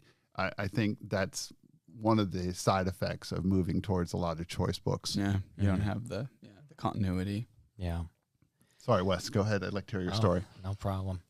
I also, like Kevin, grew up in a household that read quite a bit, and I've been reading since an early age. I think this is not necessarily what sparked my interest in literary fiction. I'll get there, but I did read Lord of the Rings. I think I was maybe 11, read through those. And that was those were maybe the first adult books that I really got into and appreciated. I ended up reading them, I think, 3 times. So that was impactful. But the one that really got me started down the path I'm on now, when I was about 15 or so, I decided I wanted to read the longest novels that had been published in any language. And I'm still working on that list. It's very long. It's always seemingly always changing. What an absurd goal for a 15-year-old. It is, yeah. I'm not going to deny that. But the first one I picked up, I was 15. I read War and Peace. I'm sure there's a lot that I missed, but I read it quickly because it is an engaging story, you know. And when I read this book that was purportedly so difficult and challenging, it's got all these characters, and there is truth in that.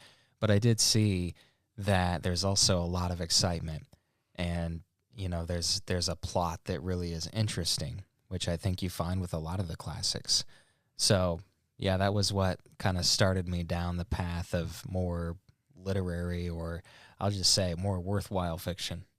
Yeah, somebody once said that to me, that the classics are classic for a reason.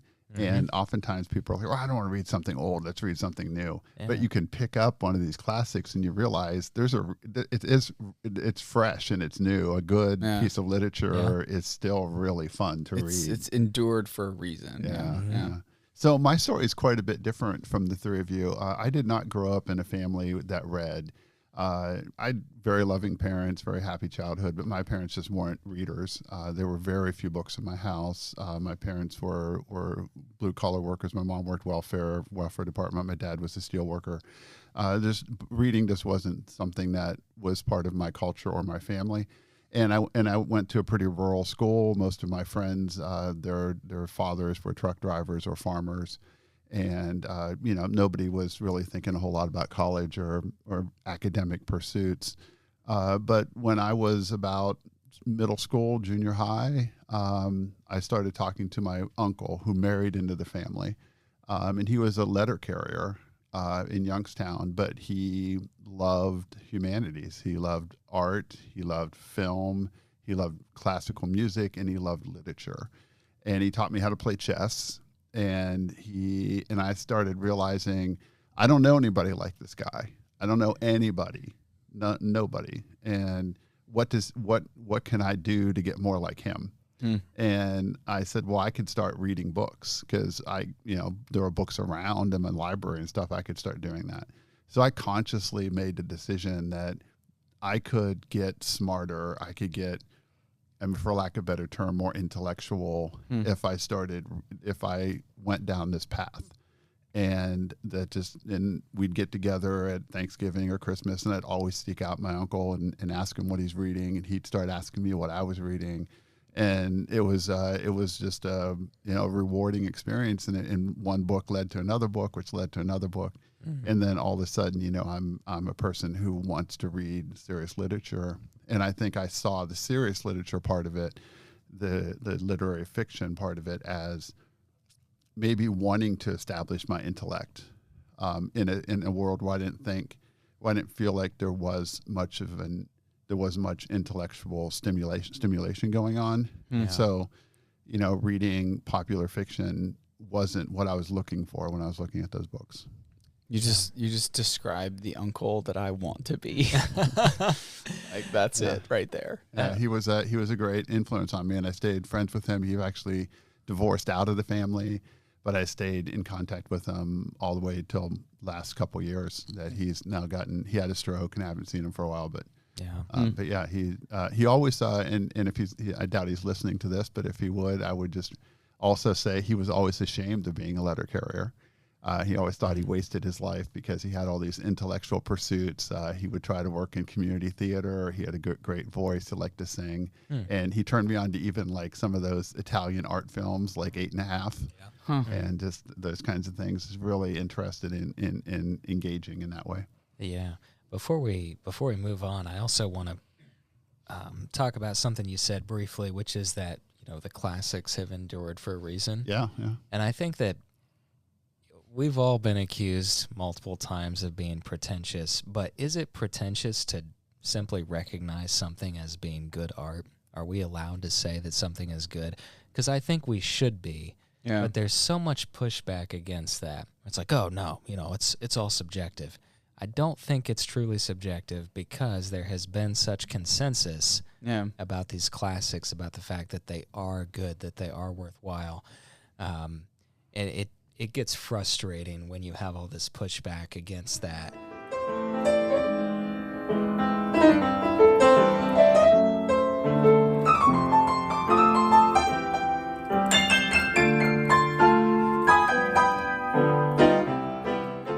Yeah, and Wes, before we go any further, let's develop that. I'd like to take a little bit of time to develop what we think the characteristics of literary fiction are that separates it, and then kind of turn it up to a more open discussion about why we choose to read it. Well, and I think to take a quick step back before focusing in more, I think that the validity of that argument is when you question the structure in which we exist, right? And we live in a system that has assumptions culturally, and that has certainly influenced our subjective interpretation of things, right? Yeah. And they're valid. It's absolutely real.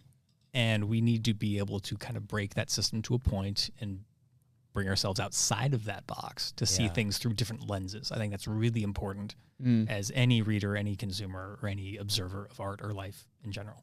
Yeah. But we do live in that system. Right. And there is a certain quality that we have collectively agreed upon that I think we can sort of start parceling things off into obvious buckets. But then there's also creative ways to see different things through different lenses. And I think there's room for everything. So when you get pretentious is when you assume that your perspective and your lens is the only one that is valid and you're not at all open to anything else.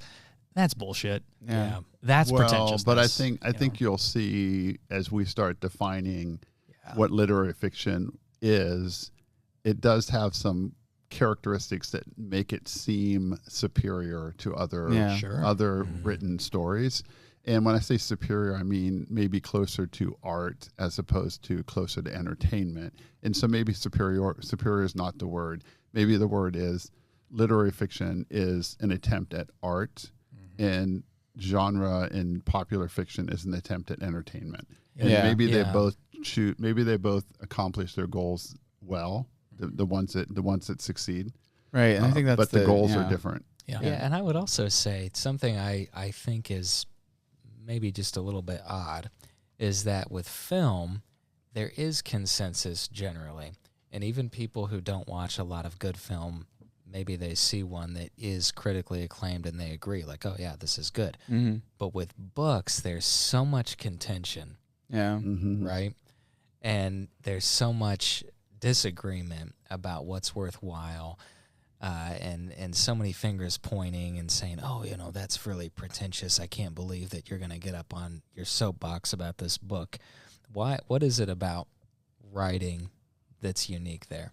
Yeah. Which that's the next thing. It's like, what's the difference? But I think it is interesting. The distinction is like, we're not out here saying that if you love like romantasy and not spent like that is a complete futile waste of your time. Sure. We're saying we get it. Like there is something rich about like the narrative world and the emotional depth that's captivating you, and that's real and that's valid. But what we are saying is that like literary fiction is a different thing, and that it has qualities that make it different, and that at least maybe the four of us think that those qualities not only make it different, but make it closer to art. I think that's a better word than saying better. And let's try to isolate what some of those qualities are. Yeah. Yeah. So the first thing, the first thing I was going to say is, let's talk about the word we're using, literary fiction. Personally, I hate it. Like, what is we use literacy as just your ability to read. Literature tends to fall into two categories in our definitions. One would be something that's high and hoity-toity, and that you read in this whatever way. Or it's a pamphlet you pick up from your health center, or your political campaign. Oh, well, the literature, so we use it in the really technical way. And really, if you just get back to like the the denotive etymology just means written. It has to be written down. So everything would fit that category. Everything fits another category. Nothing else does. It's a really bad term. So I think as a community that like this sort of thing might be better served by picking a different word. Yeah, there are lots of terms. You could use canonical. You could use serious. But all the terms. Canonical is a Serious, different All thing the too, terms and have the serious is same so kind loaded. of right. They all have the same kind of problem. connotations Yeah. of elitism with them. So it's hard to get to land on a neutral sounding term like romanticy. You know? Yeah, we're gonna need. You a- can have because canonical implies it's been selected by Right. an elitist group, right? Right. And serious implies that other things are not serious, Right. and that's not fair either. So We need a whole What's a term? episode We need of a like term. finding Yeah, what is the a term? genre term. Okay, so Yeah. before we name it though, let's define it. Yeah. So the first thing is what we're talking about, literary fiction, or I'll just call it genre TBD. That's we're gonna arrive at something. But what we're talking about is something that places an emphasis on style and language, probably over story, or at least as much as story. So that's what we mean. A genre that values careful, precise, innovative language, where like the way it's written is an art form itself, and that the metaphor, the rhythm, the imagery, the sentence structure, that those things matter as much or even more than story. yeah, and in literary fiction would then feature complex characters who are multidimensional, psychologically rich, morally complex, rather than being defined just by their role in a plot, like the hero, the villain, the detective. It's like literary characters are studied for their internal lives, their struggles, their contradictions. Definitely. Another feature of what we're going to call literary fiction is its focus on themes and ideas. It explores human nature, morality, society, existential questions, identity, and meaning. The story is very often a vehicle for reflection rather than a vehicle for entertainment or for simply driving a plot forward. Yeah, to take that further, I think the stuff we gravitate towards is often even ambiguous and open-ended. It kind of embraces uncertainty and ambiguity and unresolved tensions, which I think we all appreciate. Whereas in genre fiction, we often see a priority on closure and clear resolutions. In literary fiction, may leave the interpretation up to the reader. Yeah, which is great because it makes me think of the classroom, because the most predictable thing in a classroom setting is students' discomfort with a lack of closure. And I think that's such a key hallmark. Similarly, in contrast to genre fiction, genre TBD, tends to feature realism and psychological depth. I'm just thinking, like, the word I've used in my classroom is verisimilitude, right? And there are exceptions, but generally literary fiction tends towards realism, life as it is, as we experience it, rather than relying on a fantastical plot structure or device. Psychological depth is usually central, the inner workings of the mind, emotions, consciousness. And in fact, I was thinking about, even you mentioned earlier, like, what are even the fantasy texts that have made the jump to kind of literary? Mm-hmm. And it's the texts that dive deeply into realism and psychological depth, like a Lord of the Rings that goes deeply into the human spirit.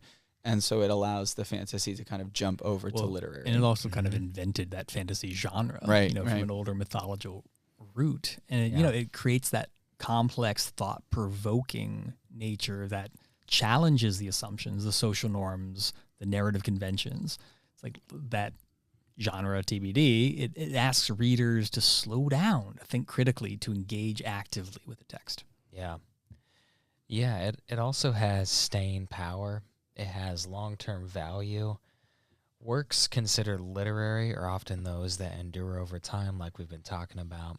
They're discussed, they're taught and studied, and they influence other writers and cultures. They're not a blip, right? Literary fiction, what we're going to call literary fiction for today, those are the things that they last, and that's where I'm talking about. There's something that transcends our westernized idea of everything being subjective. This is truly good art, and that is why people are still reading things that were written 200 years ago. Yeah, 2000, right? Yeah. and maybe a final comment here is that literary fiction tends to be difficult, and even sometimes it's laborious. It doesn't offer instant gratification, and it even sometimes befuddles the strongest readers. I mean, Arno is a great example. It's hard, Yeah. and it takes work, and it's not necessarily fun and entertaining. And to me, that's the primary reason that many people avoid it. They'll say it's too heavy, it's too slow, it's too deep, or it's just too much work. And to be fair, a lot of people have hard, busy lives, and they don't have a lot of room and energy at the end for engaging in that hard work. And if they read, which sometimes they don't even have time to read at all, but if they do, they want that escapism. They want that romantasy. They want that easy language, straightforward story, something that I can be entertained by for a half hour and just forget about how hard my day was. And I get that. I think that there are times in my life that I've forced myself to engage with literature when probably, to me now, I don't read, and I never have read popular fiction as a segue here, but I do watch it. Yeah. I watch it. So because to me, reading is work, and it's work that's rewarding and validating. And so instead of reading Stephen King, I would rather watch a Stephen King movie. Yeah. Because I don't want to do the work for not have the payoff that I want to get from the work. Mm. Well, and I think, Joe, something that popped in my mind while you were describing that last part is we as humans, we need a few different things in our lives, right? We need something that's work. We need connection to other people, and we need entertainment. Which is often some form of escapism, right? Yeah. Whether that entertainment is sport or physical activity or music or binging parties a Netflix or series. binging Netflix series Yeah. or theater, whatever that might be. It's this form of escapism that's to unplug from that daily life. But I think part of why this genre that we're discussing falls into like this elitist sort of genre is because art itself is sort of highly necessary, but also superfluous to human existence. In that you have to have a degree of affluence and comfort to truly engage with art. Maslow's hierarchy. Maslow's hierarchy I of disagree. needs. I disagree completely. Maslow's hierarchy's actually been I'm not really talking about Maslow's debunked. hierarchy. Yeah, I'm it's been talking debunked. about to really dig into art and to see art as art. You have to be in some degree of social comfort. I still disagree. Okay. I think that you could be in the Ukraine right now, being bombed by the Russian invasion, and take comfort in a classic novel, in a dark corner somewhere, reading it with with a flashlight. But is that escapism, or is that No, I think you're still getting something of the human spirit out of that. You could do either, but I don't think that you have to have some level of comfort or privilege to in order get to properly. appreciate. Well, I think art. art is often born out of extreme circumstances, but is it really consumed or engaged with? Well, I mean, we tend to hang out and interact with people who are fairly comfortable and lucky to have comfortable lives. Yeah. But I would be really uncomfortable saying that's what allows me to engage in art, because I didn't engage in art when I was 16 years old, living on a dairy farm around a bunch of people who weren't reading. Sure. I wasn't in I was engaging in art, I should say, and I was seeking out books, and I wanted to, and I was still, and I didn't have any privileged background or people behind me who were putting me in an armchair with a nice light and a glass of hot and that's hot not chocolate. exactly what I'm talking about. Well, it sounds like that to me. Oh, okay. It sounds like you're kind of saying you have to be kind of this gentrified British No. citizen. No. But I think British, we're all screwed. there is a structural societal implication of that sort of art, and even that, like being in the United States, from a degree of comfort. You're not struggling for where your next meal is coming from. you're not so focused on just the grind of everything else that there is a degree of privilege there. And the definition of privilege is you don't see it. Yeah. I would have to ponder this one, but I get the idea. Like, Sure. I get the idea that, like, there is a certain kind of life or lifestyle where you're not fortunate enough to have the luxury of free time, the luxury of just like available intellectual space in your brain, getting to the end of a workday with still energy left to sit and contemplate something real and serious. I get that idea. And I think there is a little truth to that like there are some circumstances that might be necessary for someone to be willing to pick up and have a real experience with what we're calling literary fiction. Yeah. So I get that. I think there's truth to that, but I think I'm with Joe in the sense that there's something about it, which doesn't mean it's wrong, but there's something about it that feels uncomfortable that, like, I wouldn't want to say that, like, the person who doesn't have that, the person who worked a 12-hour shift in the mines can't still come out and read something real. Well, and I think have a I real- think a good living example of that is my uncle who inspired me, who was a letter carrier, and he spent his day trudging around delivering mail, and spent his evenings engaged in literature and classical music and other high art pursuits. like something deeper was calling to him. And I think, to me, I wanted to bring this up because I think there's an element, at least for me, and I'm curious if you guys have this too, of a strong drive for self-improvement that I'm not sure everybody has to the same degree. I think, I look at my dog sometimes and I think, my dog is just really satisfied just being a dog. Like, isn't trying to get any better at all. It's just like completely fine at laying on the bed all day and doesn't think, I should get up. I should get up and move. I should make something of myself. I should run around and get some exercise, Like, doesn't ever think that.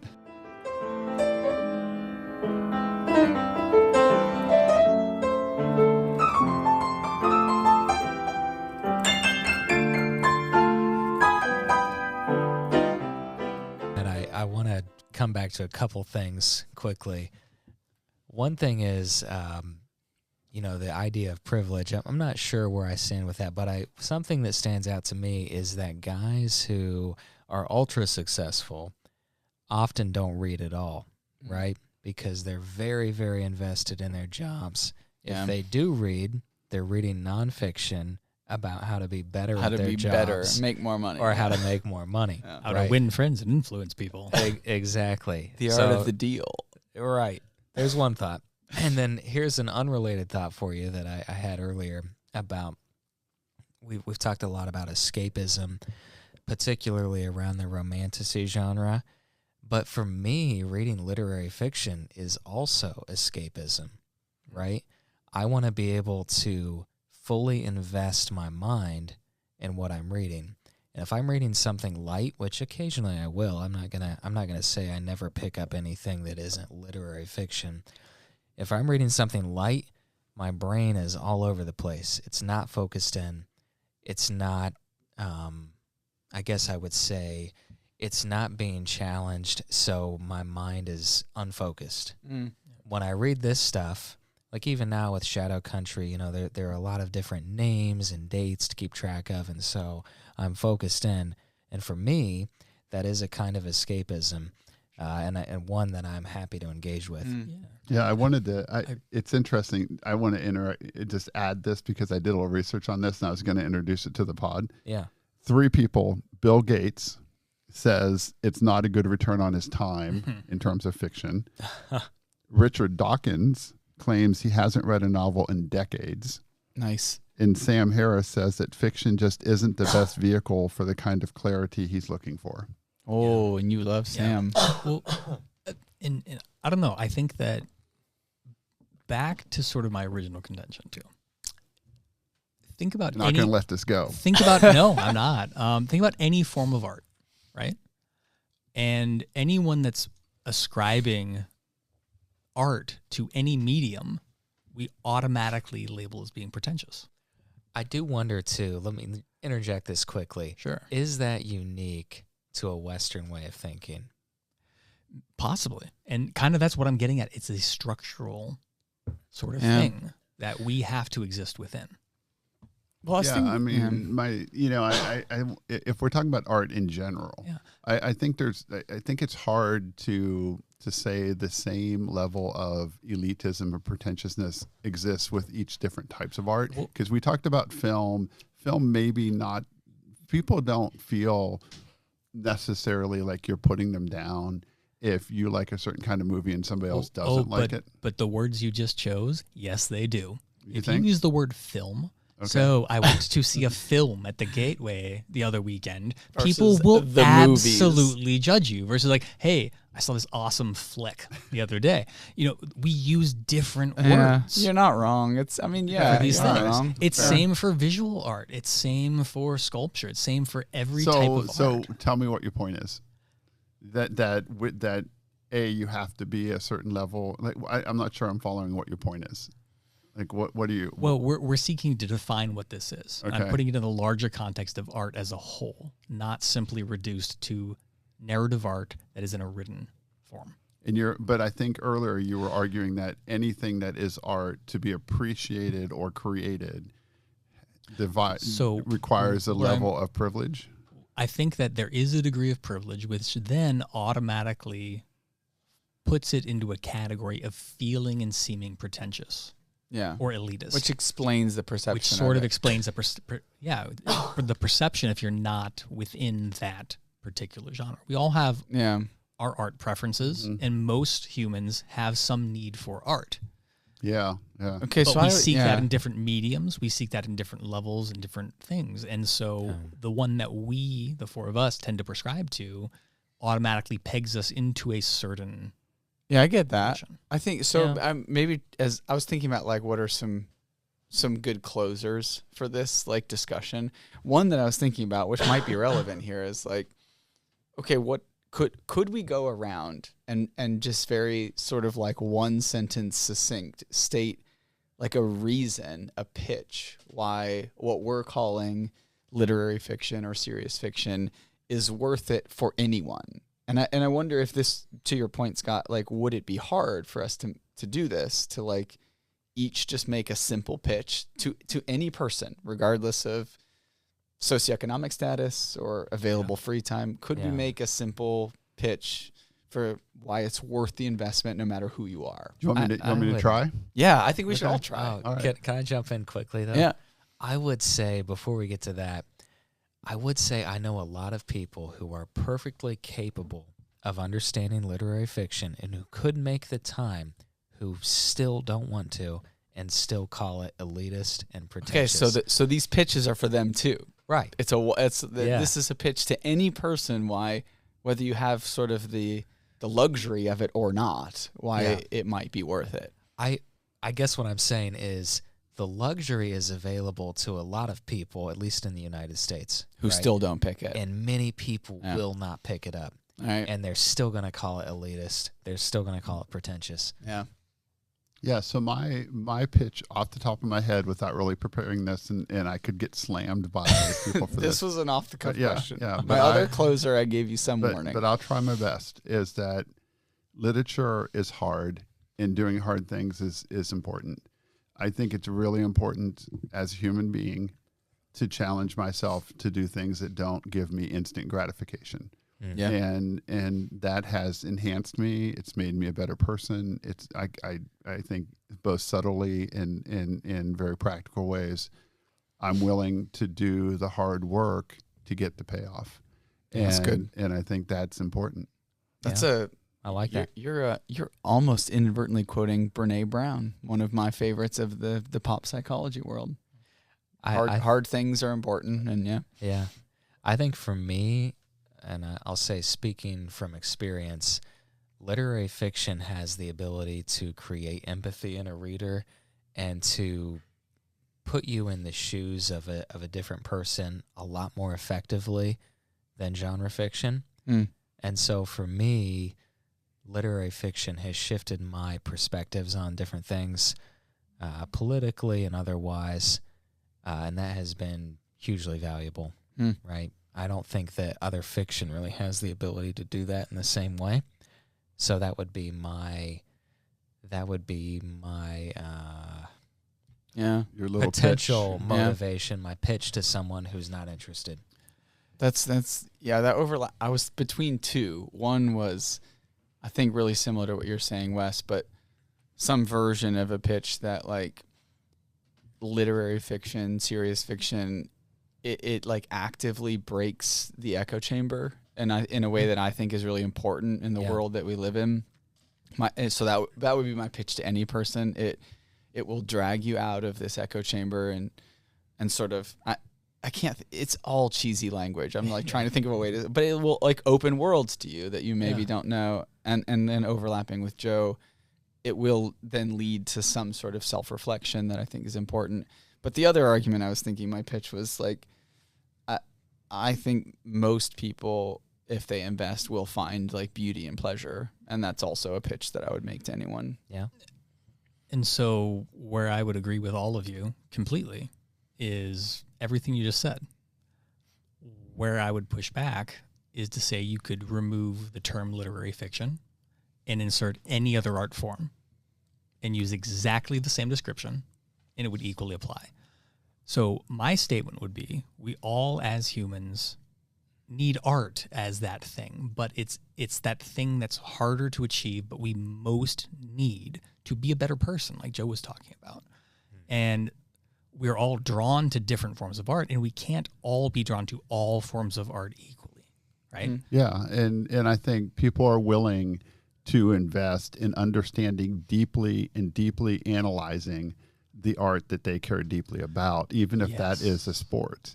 So people who want to see like the best college football game, they're going to analyze the hell out of that game. They're going to talk about the plays, the players, the footwork of the quarterback, the pulling guard, whatever and it is. When a casual fan starts talking to the person who sees it as an art form, they often say they are elitist. Mm-hmm.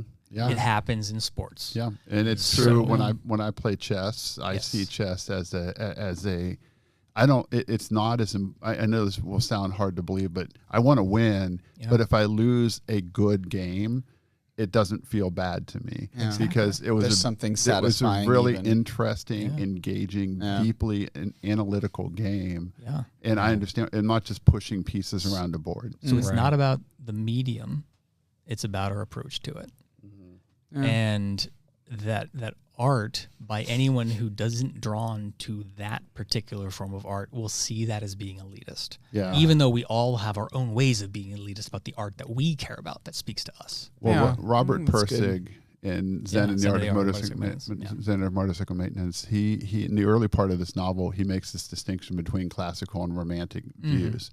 And a classical view, for example, of a motorcycle is to see the motorcycle and to enjoy riding the motorcycle, to see it as a cool thing, to look at the beauty of the lines, the design, the paint job, and then the experience of riding on the motorcycle is romantic. It's romantic.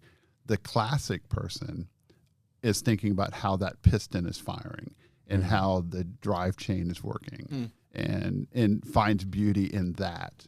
Yeah. And it's the same thing. The other day I went to hear some chamber music, and I don't know how to play I don't know how to play any instrument, let alone any classical instrument. So I'm completely in 100% in the romantic moment when I'm in that theater listening to the orchestra play. You're not focused on technique. You're just enjoying the product. Yeah. But a musician is sitting there thinking, okay, that's an interesting change in tempo or something. I don't even know what they're thinking because it's beyond my capacity to understand it. Right.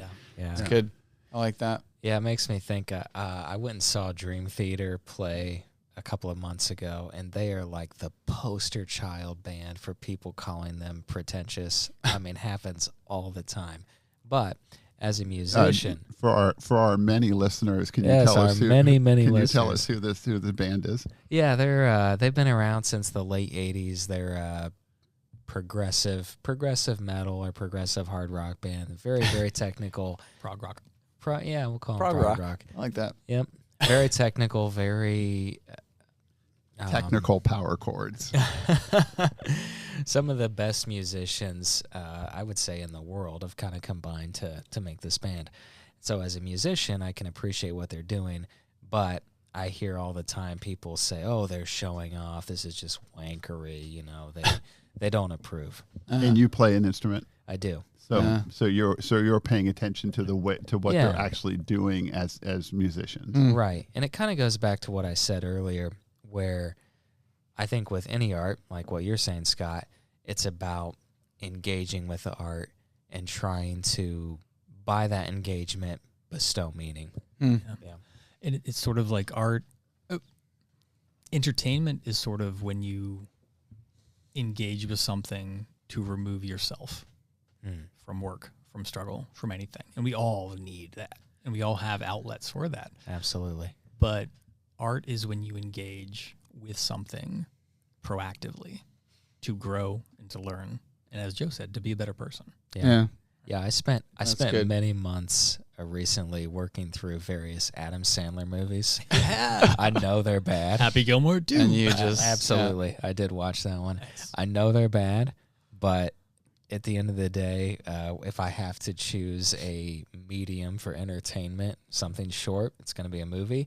And I don't mind watching something that I know is garbage. And you always know that the Spanish Invincible Armada happened in 1588. Oh my word! And okay, thank you, Wes. Back to what you just said. It's interesting because I've always been willing to watch a movie that doesn't claim to be anything other than a silly comedy. right? Yeah. Me But too. the movies that drive me crazy and I hate watching are those movies that are right in the middle that pretend to be something a little more substantial. I mean, I'm going to throw one out here, and I know I'll get slammed for this, but like When Harry Met Sally, and Well, with the events of today. and Forrest Gump, Jeez. and Saving Private Ryan. That you feel like toe the line. These movies were, in my opinion, they're really flawed movies, but they were incredibly popular, and people will defend them and will argue with me and my students. We aged out of this as students but initially when those movies were really popular, my students would defend those movies right and left, and I'd be like, no, Saving Private Ryan doesn't make any sense. Whose perspective is this from? I remember that. And Forrest Gump is like, well, we don't need to go into Okay, it, but you're talking about this. This is a segue into our closing segment. You're talking about movies that are on the line. Yeah, that claim to be more than they are. Yeah. And I think I'm supposed to engage in them as I would engage with art. And as soon as I turn that critical lens on, It falls apart. I see the major flaws right away. Okay, That's so how I feel would- about a number of Christopher Nolan movies. Yeah, I yeah. like Christopher Nolan. I do. And when he has a new movie come out, I'll gladly watch it. Yeah, Not his but earlier it's- stuff, right? Yeah, Memento. Following man. was Following, really good. fantastic. Yeah. Memento. Yeah. Okay, so I was proposing that we close by suggesting one title per person of like kind of what you're speaking to, but I think the challenge, and I didn't give anyone something that holds up though. Yeah, something that holds up. to a critical Yeah. lens, right? Yeah, and I did not give the room. I should say I didn't give anyone much notice of this, but like a text that could be kind of a gateway piece into the world of literary fiction or serious fiction. But yes, to your point, but it does hold up. It can kind of take someone who's maybe more into genre or more quick entertainment into the sort of the realm of the literary. So Yeah. should we So should I we think do it? Arno would be Oh dear God. a great place to start. All right, let's do it. Let's end with it. One text, a gateway piece. Well, unless somebody wants to go, I'll go first. Well, I've thought about it longer, so I'm ready. But Yeah, if you're okay, so ready, I think that my reasoning for these choices are that they're narratively pretty straightforward. Well, you said these Yeah, so I have a choices, couple. and he One said one text. Yeah, well, that's not going to happen. I have a couple. jeez, But first of all, they're the classics that have always been taught in school. So if you haven't read them, like Great Gatsby, Catcher in the Rye, Mockingbird. how many is he going to say for this one? But the author, I would say, if you want to read through an author, that to get started, for me would be Steinbeck. Okay, yeah, it's good. Good response. East of Eden was a I was toying with it. The narrative isn't, the narrative is more straightforward, which is what a traditional, kind of a popular fiction or genre fiction is going to feature. But you're going to be rewarded by the richness of the inner lives of the characters. That's cool. I'll go next before everything's taken. Yeah, so I think a good starting point, a good gateway novel might be Infinite Jest. Oh, wow. Just kidding. Is that for real? I thought you were serious for a minute. I said that pretty dead. That was quite the infinite jest. It was. I could think of a couple. Joe already mentioned Catcher in the Rye. I would throw that out there as well because it's plot driven. It's also funny. It's kind of profane in a way that I think is probably going to appeal to people. Yeah. So I would toss that out there as a good gateway novel. Nice. I would also say probably anything by Cormac McCarthy. Okay. Maybe barring Blood Meridian, right? Yeah. That book was pretty challenging. But what about The Road? What about No Country for Old Men? Books that are definitely literary. But they're accessible. And that They're fits that accessible. whole apocalypse genre. Right, yeah. And you've got great movies, too, to watch after you read the book. Nice. So I would suggest those. All right, if everyone's doing more than one, I'm saying 2. Do you want to go? Should I go? Well, yeah, go for it. Okay, I'll say White Noise, Don DeLillo. Yeah. Solid. And I'll say, but both are more contemporary. White Noise and then Sula, Toni Morrison, which I think are both really good gateway novels. Central narrative, you can follow it. It's readable. It's accessible. It's interesting. It's engaging. I've had success with students. They like the story, but it also has depth and style. Not going with Underworld?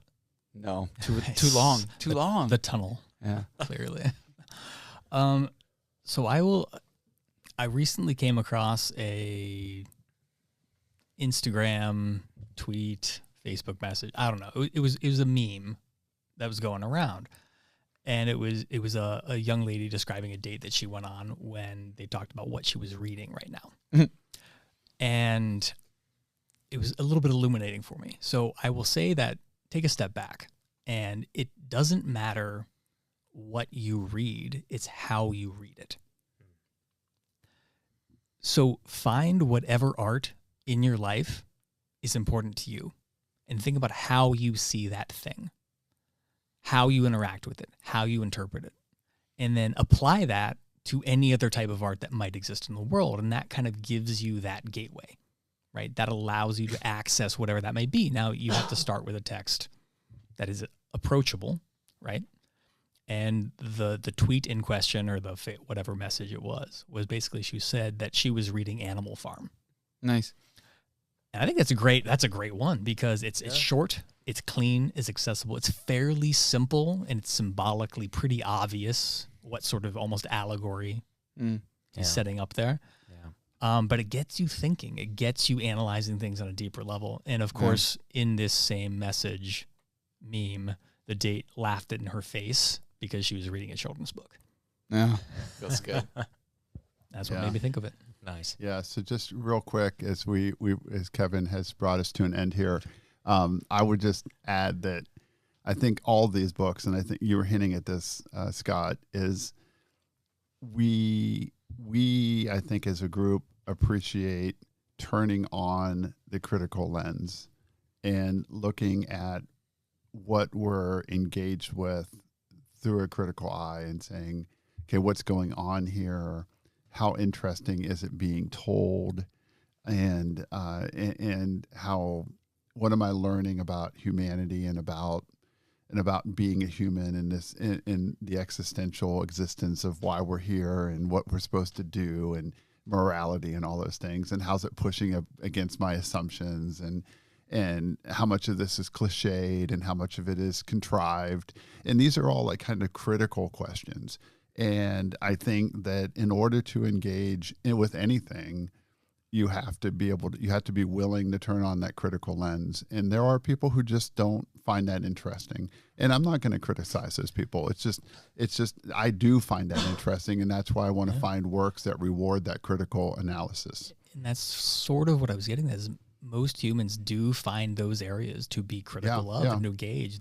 It's just not all the same like we thing. said, with like you can find thousands of men who will engage in deep conversations about college football. Absolutely. And they'll go as deep as you want to go with that conversation. Yeah, I think the thing that is maybe a challenge is that a lot of people who are able to engage about one subject very critically cannot extend that to other forms of art, right? And they're not interested in doing that. They're not interested, even if they don't want to engage in it, they don't respect it. I think that's where the issue is. Yeah, and So this might get me in trouble again. You know, several things I've said today, but I think the sports thing is a little bit problematic because it does have the instant gratification component. It doesn't cause you to slow down. There's always another big game. There's always another thing to be excited about. It's exciting and it's engaging and it's what attracts us to it. And what I would consider to be high-level art is hard in a way that causes us to slow down, and it's not necessarily immediately exciting. So maybe that's where I would leave it. I think that's fair. Yeah, I agree. All right. Well, thank you guys for tuning in and listening, and we will be back in early January with our podcast over Peter Matherson's Shadow Country.